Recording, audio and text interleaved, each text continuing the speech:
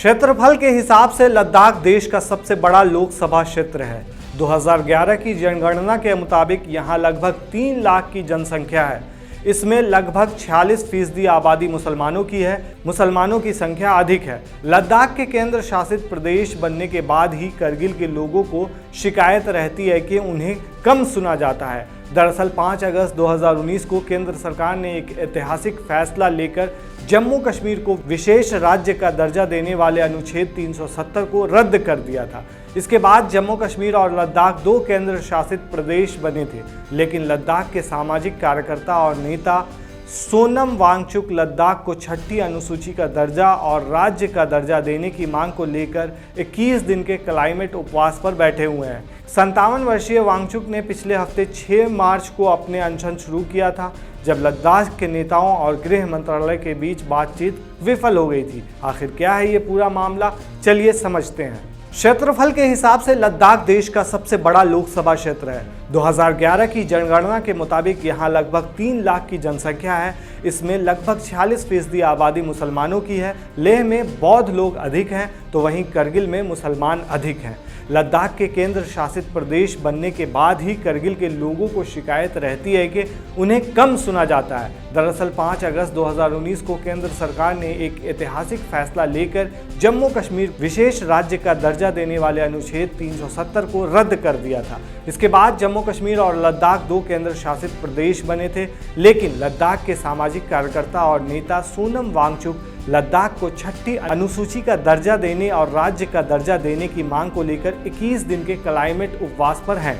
57 वर्षीय वांगचुक ने पिछले हफ्ते 6 मार्च को अपना अनशन शुरू किया था, जब लद्दाख के नेताओं और गृह मंत्रालय के बीच बातचीत विफल हो गई थी। आखिर क्या है ये पूरा मामला और ये 6ठी अनुसूची क्या है, ये समझते हैं पूरे मामले को अच्छे तरीके से। दरअसल लद्दाख को पूर्ण राज्य का दर्जा देने की मांग अभी भी जारी है। मशहूर वैज्ञानिक और लद्दाख के जाने माने एक्टिविस्ट सोनम वांगचुक और उनके समर्थक आमरण अनशन पर बैठ गए हैं। बता दें कि इससे पहले लद्दाख पिछले माह 4 फरवरी को भी बंद रहा था। -17 सेल्सियस तापमान में खुले आसमान के नीचे लद्दाख की खुशहाली के लिए भूख हड़ताल कर रहे सोनम वांगचुक के समर्थन में दिल्ली के मुख्यमंत्री और आम आदमी पार्टी के चीफ अरविंद केजरीवाल ने वांगचुक के अनशन का वीडियो शेयर करते हुए कहा कि हम आपके और लद्दाख के लोगों के साथ हैं।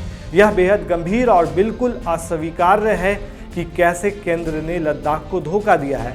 बता दें, सोशल मीडिया पर सोनम वांगचुक ने जो वीडियो शेयर किया है उसमें वो खुले आसमान के नीचे धरना देते हुए नजर आ रहे हैं। उन्होंने अपने पास रखी गिलास को भी दिखाया है जिसमें पानी जमा हुआ था, जिसको दिखाकर उन्होंने बताया कि यहाँ पर -17 डिग्री सेल्सियस तापमान है। इस पूरे मामले पर सोनम वांगचुक का कहना है कि मैं ये लड़ाई सिर्फ लद्दाख के लिए नहीं लड़ रहा, ये लड़ाई भारत में विश्वास की कमी को ठीक करने के लिए भी है। उन्होंने कहा कि लोकतांत्रिक देश में आज लोग एक दूसरे पर भरोसा नहीं करते। उन्हें नेताओं या ईवीएम की चुनाव प्रक्रिया पर भी भरोसा नहीं है। सोनम वांगचुक ने कहा कि केंद्र सरकार ने 2 बार अपने चुनावी घोषणा पत्र में लद्दाख को 6ठी अनुसूची में शामिल करने का वादा किया था, लेकिन अब सरकार 2 चुनाव जीतने के बाद पीछे हट गई है। उन्होंने कहा कि लद्दाख को 6ठी अनुसूची में शामिल न करने के कारण लद्दाख के लोगों ने लोकसभा चुनाव में हिस्सा नहीं लेने का ऐलान किया था, जिसके बाद यहाँ के लोगों को केंद्र सरकार हेलीकॉप्टर में बिठाकर दिल्ली ले गई और उन्हें समझाने की कोशिश करने लगी। दरअसल सोनम वांगचुक लद्दाख को राज्य का दर्जा और 6ठी अनुसूची की मांग कर रहे हैं। वे करगिल और लेह जिले के लिए अलग अलग लोकसभा सीटों की भी मांग कर रहे हैं। सोनम वांगचुक ने कहा कि उनका 21 दिन का उपवास महात्मा गांधी से प्रेरित है। वांगचुक ने कहा कि ऐसा उपवास करके हम किसी और को चोट पहुंचाने के बजाय खुद को दर्द पहुंचा रहे हैं। 21 दिनों का उपवास सबसे लंबा उपवास है जो राष्ट्रपिता महात्मा गांधी ने भारत की आज़ादी के लिए रखा था। मैं उसी शांतिपूर्ण रास्ते पर चलना चाहता हूं जिसका पालन महात्मा गांधी ने किया था। इसी मांग को लेकर सोनम वांगचुक ने पिछले साल भी अनशन किया था। अब सवाल ये उठता है कि आखिर ये 6ठी अनुसूची क्या है। दरअसल 6ठी अनुसूची भारतीय संविधान का एक प्रावधान है जो आदिवासी क्षेत्रों को विशेष दर्जा और सुरक्षा प्रदान करता है, जिससे उनकी विशिष्ट संस्कृति और सामाजिक पहचान दोनों सुनिश्चित होती है। लद्दाख के लोगों का कहना है कि लंबे समय से चली आ रही मांगों की ओर सरकार का ध्यान आकर्षित करने के लिए आवश्यक है। आपको बता दें कि जम्मू कश्मीर और लद्दाख 2 केंद्र शासित प्रदेश बने थे। जम्मू कश्मीर में विधायिका दी गई, लेकिन लद्दाख में विधायिका नहीं बनाई गई। दरअसल यहाँ के लोगों ने लद्दाख को विधायिका के साथ केंद्र शासित प्रदेश बनाने की मांग 1949 में ही रखी थी।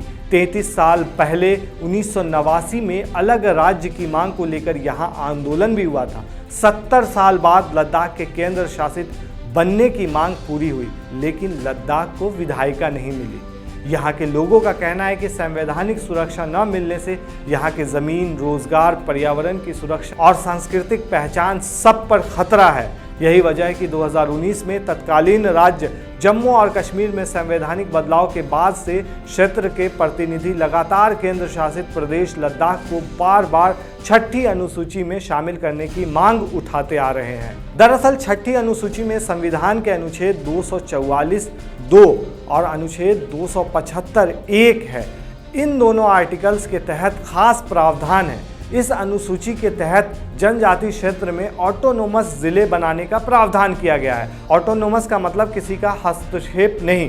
राज्य के अंदर इन जिलों को विधायी, न्यायिक और प्रशासनिक अधिकार दी जाती है, इसलिए यहाँ के लोग इसकी मांग कर रहे हैं। अनुच्छेद 244 के तहत छठी अनुसूची जिलों में ऑटोनोमस डिस्ट्रिक्ट काउंसिल्स यानी ADCs के गठन का प्रावधान करती है। मोटा मोटी ऐसे समझें, ADC को यानी ऑटोनोमस डिस्ट्रिक्ट काउंसिल्स को भूमि, जंगल, जल, कृषि, ग्राम परिषद, स्वास्थ्य, स्वच्छता, ग्राम और शहर स्तर की पुलिसिंग, विरासत, विवाह और तलाक, सामाजिक रीति रिवाज और खनन आदि से जुड़े कानून और नियम बनाने का अधिकार इन्हीं के पास होता है।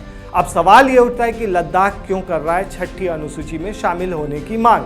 दरअसल केंद्र सरकार ने एक ऐतिहासिक फैसला लेकर जम्मू कश्मीर को विशेष राज्य का दर्जा देने वाले अनुच्छेद 370 को रद्द कर दिया। इस फैसले के बाद लद्दाख में उत्सव का माहौल था, क्योंकि लद्दाख के केंद्र शासित प्रदेश बनने से यहाँ के लोगों की लगभग 50% मांग पूरी हो गई थी। इसके साथ ही लद्दाख के लोग भूमि, संसाधन और रोजगार की सुरक्षा की मांग भी कर रहे हैं। यहाँ के लोगों को अपने जमीन और रोजगार छीनने का डर है। दरअसल लद्दाख के केंद्र शासित प्रदेश बनने के बाद से ही यहाँ के लेह और करगिल इलाकों में भूमि की सुरक्षा, रोजगार और राजनीतिक प्रतिनिधित्व को लेकर चिंता की आवाज़ें उठने लगी थी। बीते 3 साल से इन इलाकों के लोग इस केंद्र शासित प्रदेश के लिए विशेष अधिकार की मांग कर रहे हैं और अपनी इस मांगों को मनवाने के लिए विरोध प्रदर्शन कर रहे हैं। इलाके के लोगों की मांगों को देखते हुए गृह मंत्रालय ने केंद्र शासित प्रदेश लद्दाख के लिए एक उच्चाधिकार प्राप्त कमेटी भी बनाई है, लेकिन लोगों से कमेटी का तालमेल सही से नहीं बैठ पा रहा है।